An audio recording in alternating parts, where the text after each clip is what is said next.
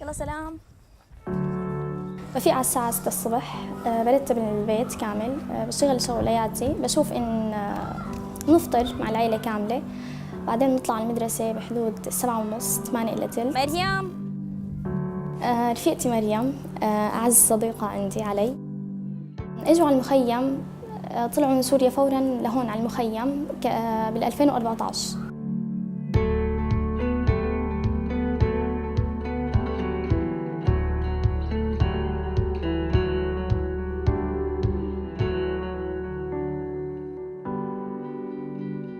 المدرسة عبارة عن البيت الرئيسي بعد البيت الأساسي اللي هو بيتنا حالياً.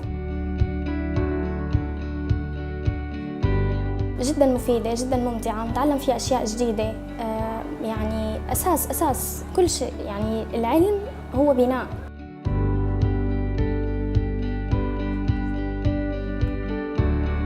من وجهة نظري أنا المدرسة لا مو بيتي الثاني ولا الثالث، هو بيتي الأول حالياً بالحياة. العلم طموحي بالمستقبل إنه تكون حياتي مشرقة بمداوى يعني بالعلم، يعني أكون طبيبة جراحة، بكون مداوي لأهلي ناسي أهل بلدي اللي هي سوريا، بتمنى أكون هنيك.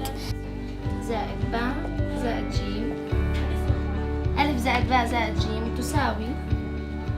أنا كمان بتمنى أكون طبيبة جراحة وأدرس بجهد متواصل.